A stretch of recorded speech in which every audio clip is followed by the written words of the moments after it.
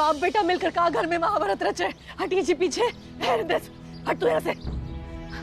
देखिए जी, होली है, आप काहे मेहमानों के सामने तमाशा कर रहे हैं? हाँ, हम तमाशा कर रहे हैं। तमाशा कर रहा है तुम्हारे लाडले की लाडो रानी। घर में जरा सी खुशी हुई नहीं कि पगलाने लगती है कलेश करने के लिए।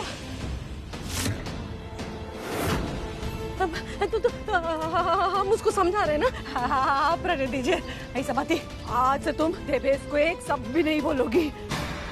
वो इस घर का होने वाला दामाद है। मुझे पर रिंकी दीदी की जिंदगी है। तो रिंकी दीदी की जिंदगी का फैसला रिंकी दीदी के बाबूजी ने लिया है ना। तुम बीच में नहीं बोलोगी। माँ जी आप सब जानती है ना, ऐसा काहे बोल रही हैं? अरे हमने तुमको कहा ना कि आज के बाद तुम देवेश को कुछ नहीं बोलोगी। तुमको हमारी कसम है।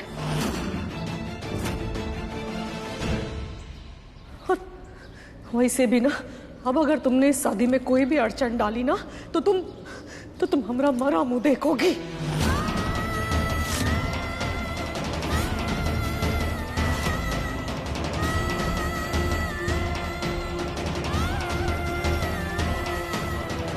बाकी अम्मा सही कह रही है, समय शादी रोकना सही नहीं होगा। बहन जी माफ कर दीजिए, जो भी कुछ हुआ, हम कोई भी मनमुटाव नहीं चाहते। कितना आसान है ना माँ जी, सब कुछ कर लेने के बाद माफी मांग लीजिए। तो वो लोग का सजा देना है इसको, तुम्हारे मुजरिम है। बाबूजी औरतों की इज्जत करते हैं, इसलिए सजा नहीं, सिर्फ माफी चाहिए। ये बंद करो अपना नाटक। कायदे से माफी तुमको मांगनी चाहिए। अच्छा, और का है? इतना भद्दा इल्जाम लगाया हम पर, माफी तो स्वाति को मांगनी पड़ेगी। बाबूजी अब जब तक स्वाति हमसे और हमारे परिवार से माफी नहीं मांगती, हम ये शादी नहीं करेंगे।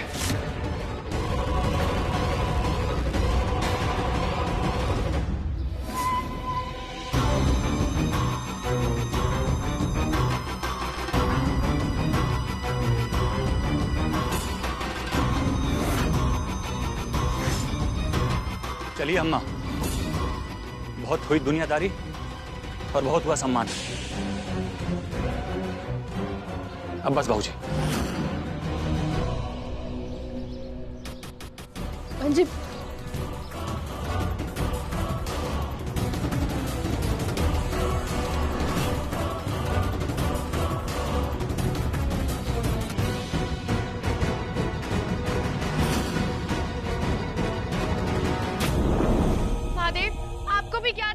अथक परिश्रम के पश्चात ये मणि हमने प्राप्त की थी। फिर जैसे ही हम कैलाश तक पहुँचे इस मणि को लेकर, देवी संतोषी ने छल किया और मणि प्राप्त कर ली। असुर रानी पौलमी, आपको भली भांति ज्ञात है कि हम छल नहीं कर सकते। देवी संतोषी, आपने कठिन से कठिन मार्ग को शांत मन और अपने विवेक से पार किया और मणि प्राप्त की। उसके पश्चात असुर रानी पौलमी, आपने वो मणि प्राप्त की।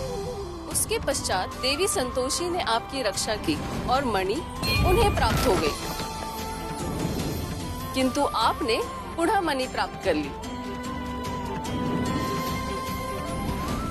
परंतु जब देवी संतोषी की भक्त ने उनका स्मरण किया, उन्हें पुकारा, तो वो मणि पुनः उनके पास पहुंच गई।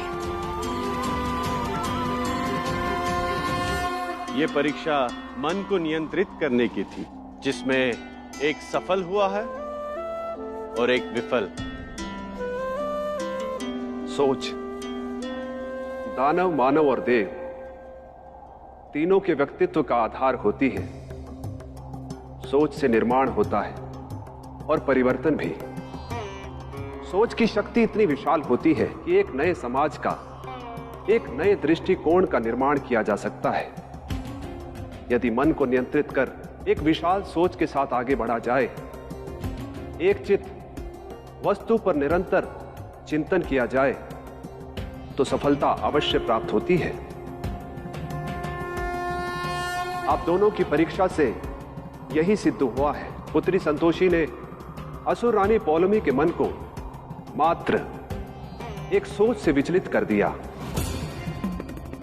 अपनी भक्त के प्रति अटूट विश्वास की चुनौती से असुरानी पौलमी व्याकुल हो गई। भक्त और आराध्य का क्या संबंध होना चाहिए, उसका सर्वश्रेष्ठ उदाहरण है पुत्री संतोषी और उनकी भक्त स्वाति। पुत्री संतोषी ने यह परीक्षा अपनी भक्त के कष्टों के निवारण के लिए दी, तो उनकी भक्त स्वाति ने उनकी विजय में एक महत्वपूर्ण योगदान दिया। संपूर्ण सृष्टि ऐसे ही कार्य करती है जहां संबंध एक दूसरे पर निर्भर होते हैं। इसलिए पुत्री संतोषी इस परीक्षा में विजयी हुई है।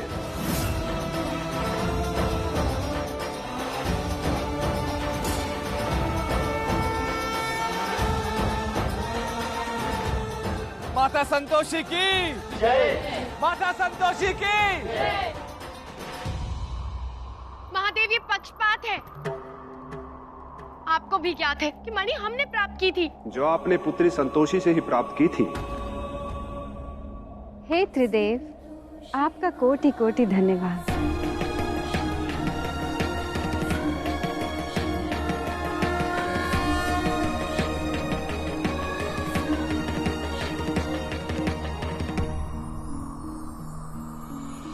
देवी संतोषी, आप इस परीक्षा में विजयी होने के पश्चात आप अपनी भक्त को भविष्य का संज्ञान करवा सकती है। साथ ही हम आपको एक वरदान देने की शक्ति भी प्रदान करते हैं। वो वरदान देव नियमों के विरुद्ध भी हो सकता है। धन्यवाद पितामह। किंतु स्मरण रखिएगा देवी संतोषी, वरदान आपके भक्त को स्वयं ही मांगना होगा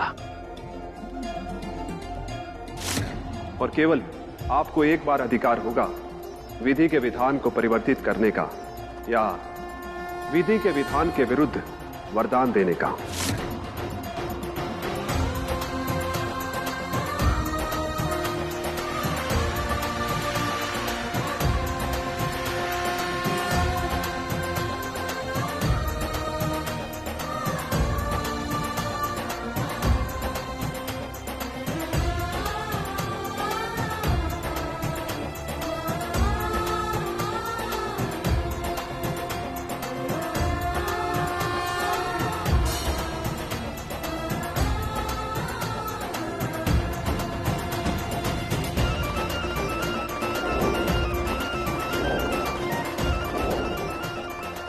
स्वाति, अब हम तुम्हारे समक्ष आने वाले सत्य से तुम्हारी सहायता कर सकते हैं।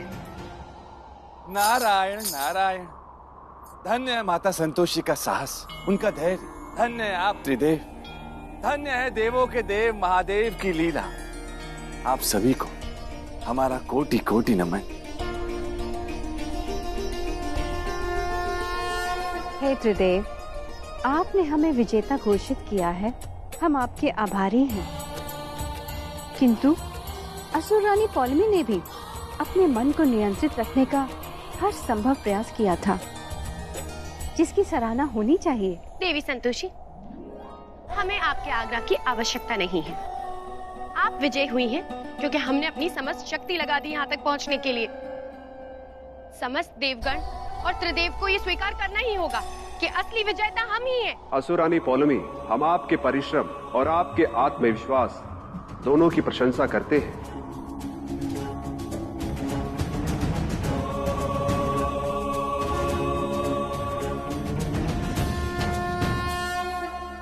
हम त्रिदेव आपके परिश्रम से प्रभावित हुए हैं, इसलिए हमने देवलोक में आपकी वापसी का निर्णय लिया है।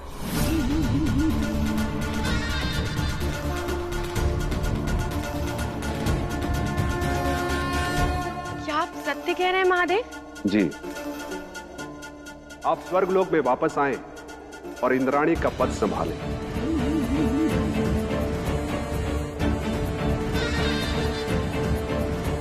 बहुत बहुत धन्यवाद महादेव। हमारा मतलब है त्रिदेव। त्रिदेव, आपका निर्णय सराहनीय है। असुर रानी पॉलिमी को उनके प्रयास का फल मिलना ही चाहिए। और वैसे भी ये कोई प्रतियोगिता नहीं थी, अपितु परीक्षा थी, जहां हम एक दूसरे के विरुद्ध खड़े थे। आप सत्य कह रही हैं देवी संतोषी। पहली बात, हम आपकी किसी बात से सहमत हैं।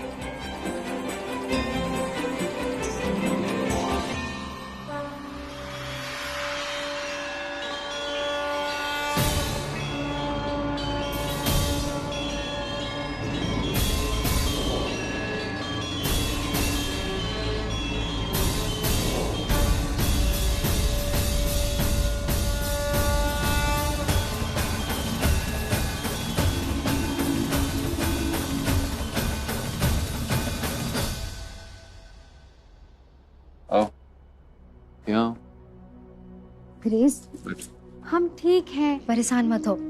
जाओ जाकर कपड़े बदल कर आओ, जाओ।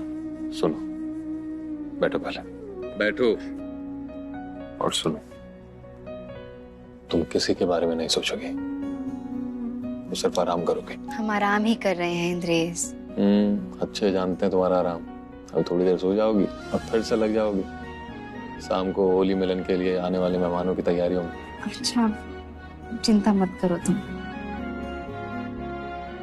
पर इंद्रेश, देवेश। अरे यार देवेश देवेश भूल जाओ उस घटिया आदमी को। और जो कुछ भी बाहर हुआ है ना, वो सब भी दिमाग में मत रखो। इतना सोचोगे तो तबीयत खराब हो जाएगी तुम्हारी। पर इंद्रेश, रिंकी दीदी हमारी जिम्मेदारी है। उनके साथ कुछ गलत होते हुए नहीं देख सकते। तो क्या हम देख सकते हैं गलत होते हुए? देखो स्वाति, तुमने बहुत सोच लिया रिंकी के बारे में, और देवेश वेवेश को हम देख लेंगे। तुम उसकी चिंता मत करो, बस अपनी तबीयत का ध्यान रखो। चलो अभी आराम करो। इंद्रेश, देवेश का जो रूप हमने देखा है वो किसी और ने नहीं देखा। वो राक्षस को हम अच्छी तरह जानते, इसलिए परेशान हो रहे हैं। अब क्या हुआ स्वाति, क्या सोच रही? देवेश का अंत जरूर होगा। हम कल संतोषी दीदी से मिलने जाएंगे, उनके पास हमारी इस परेशानी का हल जरूर होगा। तुम ठीक कह रहे हो इंद्रेश, अब संतोषी दीदी ही हमें कोई रास्ता दिखाएंगी।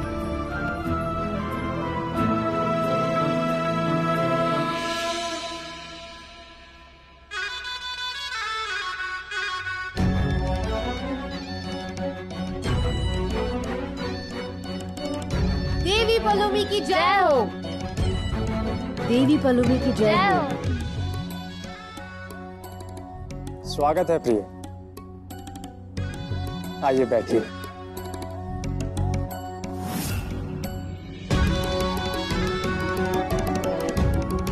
आपको यहाँ देख अत्यधिक आनंद की प्राप्ति हो रही है।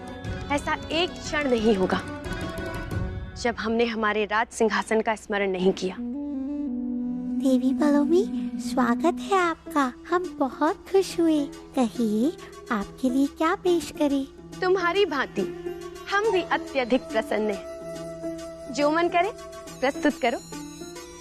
प्रिय, आपके आने का संदेश हमने गुरु शुक्राचार्य तक पहुंचा दिया है, परंतु अब आपको सावधान रहना होगा, क्योंकि ये आपको दूसरा अवसर प्राप्त हुआ है। स्मरण रखिएगा, त्रिदेव की दृष्टि सदैव आप पर रहेगी। अब हमें कुछ नहीं करना, केवल एक कार्य करना है। वो कौन सा कार्य है? देवी संतोषी ने अनेक पड़ाव पार किए, कठिन परिश्रम किया, ताकि वो अपनी प्रिय भक्त को मनचाहा वरदान दे सके, उसके कष्टों का निवारण कर सके। प्रिय, हमें आपकी मंशा ज्ञात नहीं, किंतु इतना अवश्य ज्ञात है कि देवी संतोषी ने ये स्पष्ट कहा था कि आप उनके भक्तों के जीवन में हस्तक्षेप ना करें। देवराजेंद्र, कदाचित आपने सुना नहीं होगा, त्रिदेव ने स्पष्ट रूप से कहा था कि देवी संतोषी अपनी प्रिय भक्त स्वाति को केवल एक वरदान ही दे सकती हैं, जहाँ कोई देव विधान लागू नहीं होगा। हमें केवल स्वाति को दिए जाने वाले उसी वरदान को विफल करना होगा। यदि हमने उस वरदान को विफल कर दिया तो स्वाति सदैव कष्टों के बीच रहेगी। और ये देवी संतोषी के लिए सबसे बड़ी पराजय होगी। देव ऋषि, अब समय आ गया है कि हम स्वाति के कष्टों का निवारण करें और उसे भविष्य से अवगत कराएं। नारायण नारायण। अवश्य माते। सच कहे माते तो हम आज अत्यधिक प्रसन्न हैं, क्योंकि आज सच्चाई की, अच्छाई की, अर्थात आपकी विजय हुई है माते। आज पूर्ण संसार में सिद्ध हो गया माते कि जिसके हृदय में संतोष है, जिसके हृदय में सत्य है, माता संतोषी सदैव उनका साथ देती है। सत्य कहा देव ऋषि। हमारे भक्तों की भक्ति से मिली शक्ति ने ही हमें ये अवसर दिया है और हमें विजयी बनाया है। जी माते। किंतु माते, हमारे मन में एक प्रश्न उत्पन्न हो रहा है। असुर रानी पौलमी की वापसी हो गई है देवलोक में, किंतु माते इस परीक्षा से क्या उन्होंने कोई सीख ली होगी? क्या वो अपने व्यवहार को परिवर्तित कर पाएंगी? ये संभव नहीं है देव ऋषि, किंतु महादेव द्वारा किए गए इस अवसर का उद्देश्य यही था कि वो अपने अंतर्मन में झांके और अपने गुणों का पूर्ण अवलोकन करे।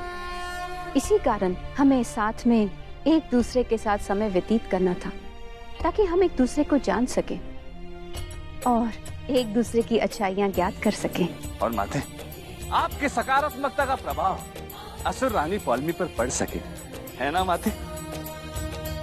माते, देवों के देव महादेव की लीला अपरंपार है माते, अपरंपार है। सत्य कहा देव ऋषि। महादेव द्वारा रची गई इस परीक्षा में अनगिनत रहस्य निहित हैं, जो समय आने पर ही ज्ञात होंगे। जी माते। माते, किंतु पुत्री स्वाति के जीवन का अगला पड़ाव क्या होगा? देव ऋषि, स्वाति के जीवन में एक नया मोड़ आने वाला है और उस मोड़ के लिए उसे मानसिक तौर पे समृद्ध होना अति आवश्यक है।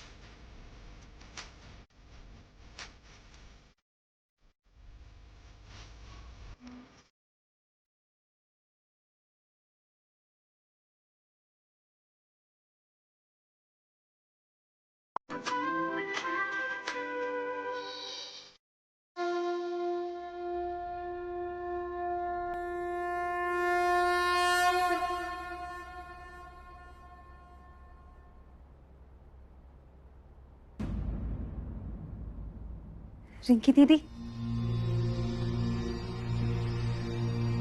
कैसी हैं आप? वो कल देवेश, आपको कुछ याद है? नहीं यार, देखो अब हमारा दिमाग मत खराब करो। मतलब सुबह शाम हमारे पीछे पड़ी रहती हो। तो तुम्हारे 70 सवाल, ऊपर से देवेश जी भी हमारा फोन नहीं उठा रहे। पता नहीं क्या हो गया। हम बताते हैं देवेश जी फोन काहे नहीं उठा रहे। बिटिया, तुझे पता नहीं, लेकिन कल इस पुजारन ने बहुत तमाशा किया। देवेश जी को बहुत उल्टा सीधा कहा और घर से बेइज्जत करके निकाल दिया। बात इतनी बढ़ गई कि तेरा और देवेश का रिश्ता टूटने के कगार पे आ गया है।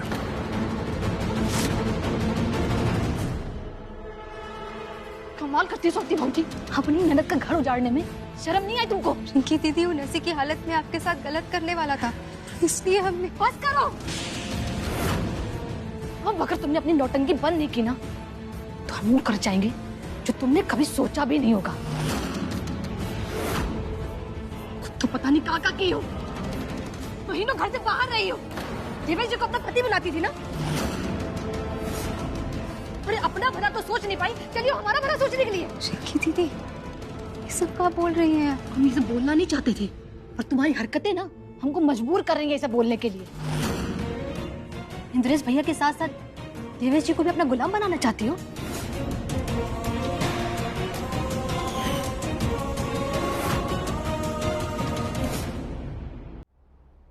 जो भी मुंह में आ रहा है बोले जा रही है। तो क्या करें अम्मा?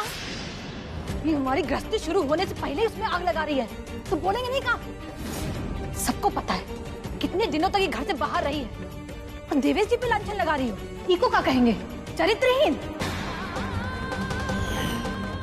रिंकियो, कि तू इतनी पगला गई है उस देवेश के लिए कि रिश्तों का कोई मान सम्मान नहीं रह गया तेरी नजरों में। इन्हें बात कड़वी लगेगी, पर हमारी कही हुई एक एक बात सच है। सब बर्बाद करके रख दिया इसने। अब बस, वरना हाथ उठ जाएगा हमरा। बाजी नहीं, शांत हो जाइए।